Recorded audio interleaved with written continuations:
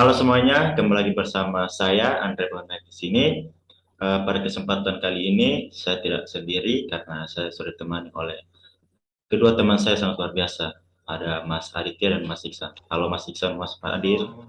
Halo Mas Halo, Andre, halo Apa Mas kabar? Andre, Mas Adit. Halo. Apa kabar Mas Aditya, Mas Iksan? kabar baik Mas Kabarnya Andre. baik ya, luar biasa. Baik. Saya harap untuk kita di sini dan yang menonton memiliki kesehatan yang sehat walafiat. Nah, pada kesempatan kali ini, kami bertiga akan membahas atau mereview sebuah film dengan judul Satu Nafas Paling Besar. Nah, sebelum kita memulai, saya pikir Mas Iksan dan Mas Adit sudah menonton filmnya kan? Sudah Siap menonton. sudah Mas Andre. Oke. Nah, kalau begitu, kita langsung saja pada inti pembicaraan kita pada saat ini. Oke, pertama, saya ingin berbicara kepada Mas Aditya. Nah, menurut Mas Aditya sendiri, apa isi dari atau isi cerita dari film Satu Nafas Paling Besar ini? Silakan, Mas. Baik, makasih untuk pertanyaannya Mas Andre. Dari film Satu Nafas Panglima Besar, film ini kan dirilis tahun 2015. Film ini menceritakan tentang perjuangan kemerdekaan dari sisi patriotisme dan nasionalismenya Jenderal Sudirman. Karena pada saat itu Jenderal Sudirman berjuang bersama masyarakat Indonesia untuk mendapatkan kemerdekaan yang sepenuhnya. Oh, jadi film ini bercerita tentang perjuangan Jenderal Sudirman dan rakyat dalam memperoleh kemerdekaan. Oke. Selanjutnya saya ingin bertanya kepada Mas Iksan. Menurut Mas Iksan sendiri, eh, bagaimana peran Adipati Dolken sebagai Jenderal Sudirman di film ini? Karena kita tahu bahwa peran utama dari atau tokoh utama dari film ini yaitu Jenderal Sudirman. Silakan Mas. Menurut saya peran Jenderal Sudirman ya, itu dimainkan oleh Adipati Dolken sendiri itu eh, perannya dapat banget ya. Orang Kupang kalau bilang gigit, dia dapat banget itu.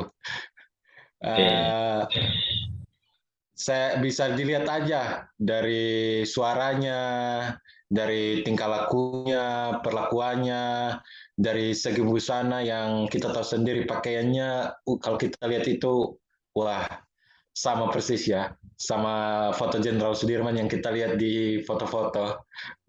oke, Mungkin itu oke. dari saya. Jadi peran dari Adipati Dolken itu dia mendalami karakter sebagai Jenderal Sudirman itu dengan sangat baik. Ya. Oke. Kembali kepada Mas Aditya. Menurut Mas Aditya, bagaimana keunikan atau keunggulan dari film Satu Napas Paling Besar ini, Mas? Ya, setelah saya menonton film Satu Nafas Panglima Besar ini, keunggulan yang saya dapat dari menonton film ini yaitu menambah rasa mencintai bangsa dan negara dan menumbuhkan jiwa patriotisme bela negara dari segi kita untuk bangsa negara kita Indonesia. Itu yang saya dapat dari menonton film Satu Nafas Panglima Besar ini. Oh, jadi keunggulannya itu dari film ini kita bisa mempelajari bagaimana kita sebagai warga negara mampu menumbuhkan rasa cinta dan rasa patriotisme terhadap bangsa dan negara. Oke. Nah, kalau kita bicara soal keunggulan atau keunikan dari suatu hal, pasti ada kelemahan dari hal tersebut juga. Nah, saya ingin bertanya kepada Mas Iksan, bagaimana kelemahan dari film Satu Nafas Paling Besar ini? Silakan, Mas. Eh, Kelemahan dari film ini ya menurut saya mungkin pemeran-pemeran lain seperti Ibnu Jamil, Baim Wong,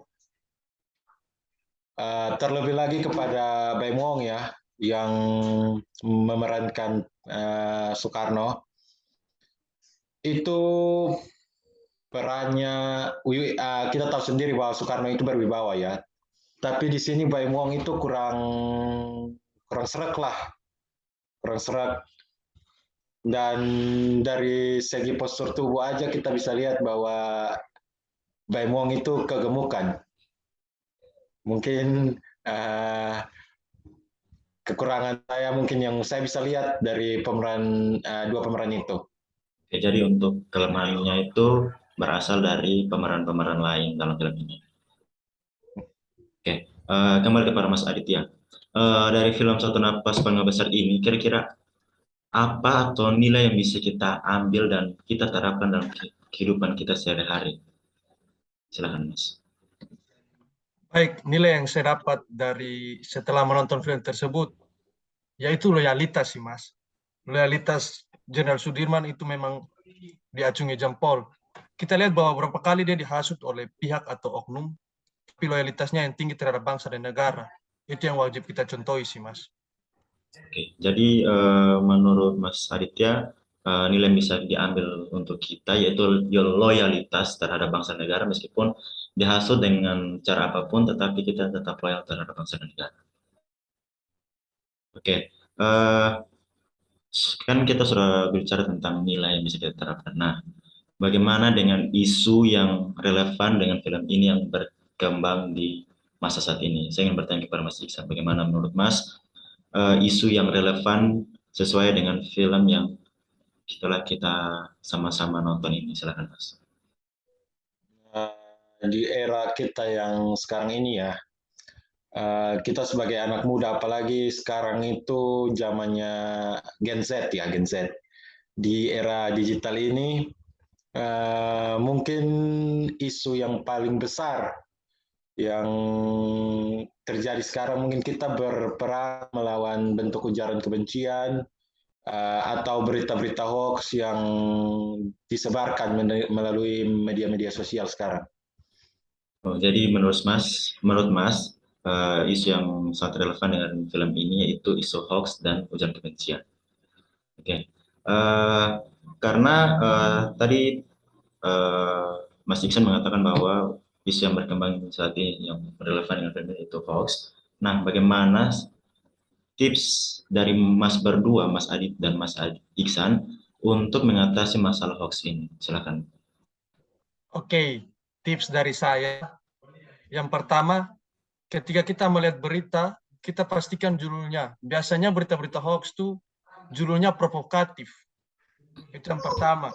Kedua, kita cermati alamat situs. Yang ketiga, kita periksa faktanya. Dan yang keempat, kita sebagai warga negara yang baik, ketika melihat hal tersebut, jangan ikut menyebarkan. Itu saja. Bagaimana dengan Mas Iksan?